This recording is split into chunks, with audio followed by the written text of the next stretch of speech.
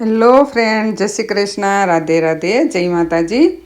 અને જો હમણાં ઈંડોળાના દિવસો ચાલે છે અને મારે ભગવાનને ભોગ ધરાવવા માટે પૂરણપોળી બનાવવાની હતી, તો મને થયું ચાલ વિડીયો શૂટ પણ કરી લઈએ. તો જુઓ, એકદમ મસ્ત મસ્ત બને છે. તમે તુવેર અથવા ચણાની દાળ બંનેમાંથી બનાવી શકો. મેં બંનેમાંથી જ બનાવી છે, અથવા તો એકલી તુવેર અથવા તો એકલી ચણાની દાળની પણ તમે બનાવી શકો. અને આ ખાવા માટે બહુ મજા આવે છે. તમે પૂરણપોળી તો ખાધી જ હશે, બનાવી પણ હશે, પરંતુ એકવાર આ રીતે બનાવજો. હું તમને એક ટિપ્સ આપીશ, બહુ સરસ છે. જુઓ, આ રીતે કુકરમાં જે આપણે હોય એમાં કાંઠો કેવી રીતના કંઈ મૂકી અને પછી આપણે જે 2 કલાક દાળ પલાળી દીધી હતી, ચણાની અને તુવેરની બંને દાળ છે એ એમાં મૂકી દઈશું, જેથી કરીને આપણી દાળ છે ને એકદમ કોરા જેવી રહે છે. બહુ બસ એમથું થોડું સહેજ પાણી નાખીશું, અડધા કપ જેટલું. દાળ પલળેલી છે એટલે તુરંત બફાઈ જશે. અને હવે આપણે એમાં નાખી દઈશું થોડી હળદર અને પછી એમાં થોડું ઘી નાખીશું, જેથી કરીને સુગંધ બહુ મસ્ત આવે છે. બાફવામાં જ ઘી જાય છે એટલે. અને હવે આપણે આ બધું એક શેરા હલાવી દઈશું. અને તમે કુકરમાં જે દાળ બાફો સીધી, તો પાણીનો ભાગ રહી જાય તો આપણે વધારે વાર બાળવો પડે છે. એટલા માટે આ રીતે બનાવશો તો આપણી દાળ એકદમ કોરા જેવી જ નીકળશે. અને હવે આપણે કુકરને પેક કરી દઈ અને ગેસ પર ચડાવી દઈએ અને સીટી 2 વાગે ત્યાં સુધીમાં આપણે આ બાજુ લોટ બાંધી લઈએ. તો મેં આ 1 વાટકી ઘઉંનો લોટ લીધો છે અને હવે આપણે એમાં મોણ નાખીશું. ઘણા લોકો એમાં ખાલી તેલનું અથવા તો ઘીનું મોણ નાખતા હોય. મેં બંને મોણ નાખ્યા છે, તેલનું થોડું વધારે અને થોડું ઘીનું, જેથી કરીને ઉપરનું પડ એકદમ ક્રિસ્પી લાગે. એટલા માટે તમે આમાં થોડો મેંદો પણ ઉમેરી શકો. અને હવે આપણે લોટ બાંધી લઈશું. અને જો તમને ગળ્યા ભેગું થોડું નમકીન એવું લાગે એવું ખાવું હોય તો આમાં સહેજ મીઠું પણ નાખી દેવાનું. મેં જો કે મીઠું નાખ્યું નથી. તો આ રીતે પેલા મોણને સરસ રીતે બધું એ ભળી જાય મોણ, પછી થોડું થોડું પાણી લઈ અને આપણે લોટ બાંધી લઈશું. અને લોટ બંધાઈ જાય પછી આપણે લોટને થોડી વાર માટે, જ્યાં સુધી આપણે દાળનું તૈયાર કરી લઈએ અંદરનું સ્ટફિંગ, ત્યાં સુધી રાખી દઈશું ઢાંકીને.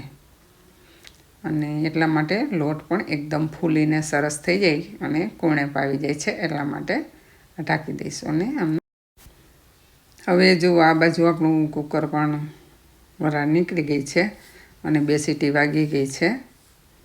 અને જુઓ, તમે જોઈ શકો છો દાળ એકદમ જુઓ કોરા જેવી જ છે ને, ઉપરથી પાણી નથી.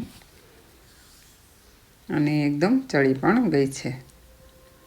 કોઈ ચણો મોટો હોય અને રહી ગઈ હોય દાળ, તો પણ હું તમને એક બતાવીશ ટ્રીક, તમે એમ કરી શકો. અને હવે આપણે ઉતારી લઈશું અને બાજુમાં ઘી પણ રાખી દીધું. અને ઘી પીગળશે એટલે આપણે એમાં આપણી દાળ પણ ઉમેરી દઈશું.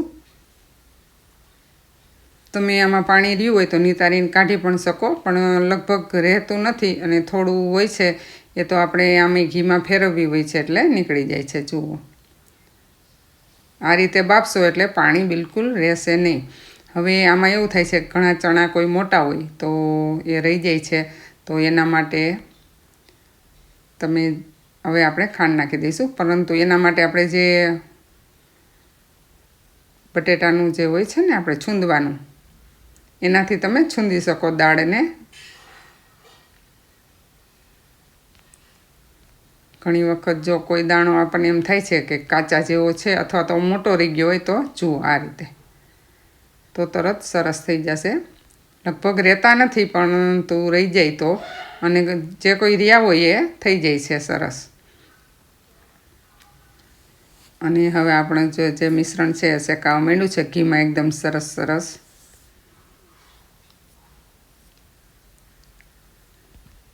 અને તમે કોઈ મહેમાન કે આવવાના હોય અથવા તો ક્યાંય બહાર જવું હોય, નાસ્તા માટે લઈ જવું હોય, હમણાં સાતમ આવે છે, તો પણ એક બેસ્ટ ઓપ્શન છે. અને જુઓ એકદમ થીક થઈ ગયું છે. જ્યારે આપણને આમ હાથમાં લઈ અને પેંડા જેવું વારી અને ચોટે નહીં હાથમાં, એવું થઈ જાય એટલે બની ગયું હોય છે. અને હવે આપણે છેલ્લેમાં જાયફળ અને એલચીનો પાવડર પણ ઉમેરી દઈશું. જુઓ હવે એકદમ લચકા પડતું થઈ ગયું છે ને, અને છોડી દીધું છે કડાઈમાંથી પણ. તો હવે આપણે એને ડીશમાં લઈ લેશું અને ઠરવા દઈશું. અને હવે જુઓ આપણું મિશ્રણ થઈ જાય એટલે તેલ અથવા તો ઘીવાળા હાથ કરી અને આપણે જુઓ આ રીતે ગોળા બનાવી લઈશું. મેં ઘીવાળા હાથ કર્યા છે કારણ કે અમારે ભગવાનને ભોગ લગાવવો હતો એટલા માટે. જુઓ આ જ રીતે બધા જ ગોળા પહેલાં ગોળા એક માપના વારી લેવાના, જેથી કરીને એક સરખા વળે. અને પછી એ જ રીતે આપણે ઘઉંના લોટના ગોળા હોય છે એને વારી લઈશું લોટમાંથી. હવે આ તો આપણા તૈયાર થઈ ગયા છે એટલે એને બાજુ પર રાખી દઈશું. અને હવે આપણે આમાંથી વારી લઈશું, એટલે આપણે લોટ વધઘટ ન થાય. અથવા તો લોટ વધારે હોય તો કોઈ પ્રોબ્લેમ જ નથી. આ રીતના આપણે બંને વારી લઈશું. અને આપણે પૂરણપોળી નાની જ બનાવીશું. મોટી પણ બનાવીને હું તમને બતાવીશ કે આટલી મોટી પણ બની શકે અને નાની પણ બનાવશું. તો ચાલો હવે આપણે એને વણી લઈએ. તો વણવા માટે તમે પાટલો તો કોઈ પણ લઈ શકો. મારે તો લાકડાનો છે એટલે મેં લાકડાનો લીધો છે. ઘણા સ્ટોનનો પણ વાપરતા હોય છે. હવે જો આટલું પૂરી જેવડું બનાવીને આપણે જે વચ્ચે બોલ્સ વાળ્યો છે સ્ટફિંગનો એ રાખી દઈશું અને આ રીતે બનાવી લઈશું.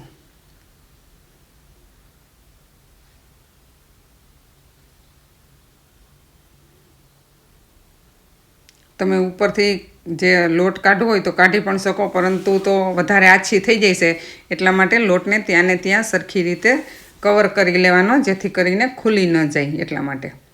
અને હવે આપણે લોટ નાખી અને ઉપરથી વણી લઈશું. અને જો તમારે ઘણી વખત ઘણાને એવું થાય છે કે ગરમ બોલ્સ હોય તો ફાટી જાય, તો એના માટે તમે બોલ્સ વાળી અને થોડી વાર માટે ફ્રીજમાં રાખી દેવા, જેથી કરીને એકદમ મસ્ત બને છે અને પૂરી વણવામાં પણ બહુ મજા આવે છે. જોકે આપણે સ્ટફિંગ એકદમ ઠરી ગયું હતું, ઠંડુ થઈ ગયું હતું એટલે આપણે કંઈ ફ્રીજમાં મૂકવો નથી પડ્યો. અને હવે જુઓ આ થઈ ગઈ તૈયાર પૂરણપોળી આપણી. અને હવે આપણે લોઢીમાં શેકી પણ લઈશું. અને મીડિયમ તાપ જ રાખવો, કારણ કે ઉપરથી જે દાળ હોય છે એકદમ હોય છે, જો રોટલીમાં તમને દેખાય જ છે આપણી, કે નહીંતર આછી એકદમ ઉપરનું પડશે, આછું થઈ ગયું હોય છે એટલા માટે. અને લોઢી પણ આપણે મીડિયમ તાપમાં જ રાખીશું, ગેસની ફ્લેમ પણ, કારણ કે નહીંતર બહુ લોઢી પણ ઓલી થઈ જાય તો એ વાંધો આવે. અને જુઓ એકદમ સરસ ચડી ગઈ છે, પરંતુ ઘણી વખત એવું થાય છે કે દાજી પણ જાય છે નીચેનો ભાગ, તો ફેરવવામાં સાડ રાખવી, એટલે કે ઝડપ રાખવી. અમારા કાઠિયાવાડી બોલી છે સાડ રાખવી. જુઓ અને એકદમ ફૂલેલી બનશે બનીને.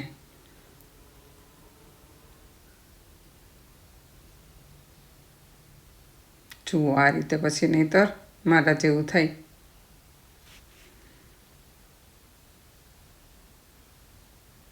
તો ચાલો હવે આપણે પૂરણપોળી થઈ ગઈ છે તૈયાર. અને આ જ રીતે આપણે બધી બનાવી લઈશું અને શેકી લઈશું, અને પછી આપણે ભગવાનને ભોગ પણ લગાવી દઈશું.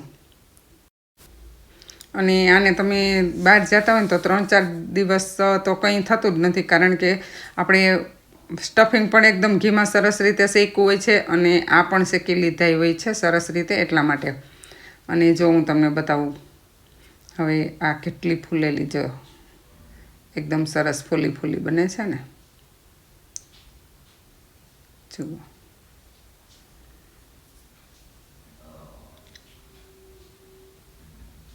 અંદરનું સ્ટફિંગ પણ મસ્ત હોય છે એટલા માટે. તો ચાલો હવે આપણી પૂરણપોળી થઈ ગઈ છે બધી તૈયાર. તો હવે ભગવાનને ભોગ પણ લગાવી દઈએ. આરોગોને નંદલાલ રે મારા પ્રેમની તાળી. ભગવાનને કાલાવાલા કરી લઈએ કે તમે આવો અને ભોગ લગાવેલો છે તો પ્રેમથી જમાડું છું, તો જમી લેજો. આજે અમારી ઘરે જે ગુલાબી ખટાના ઈંડોળા છે, તમે એને હું દર્શન કરાવી દઉં. જોઈ લ્યો. દરરોજ જુદા જુદા ઈંડોળા હોય છે, હું તમને દરરોજ નવા નવા દર્શન કરાવીશ, તો વિડીયોને જોતા રહેજો. જય શ્રી કૃષ્ણ. રાધે રાધે.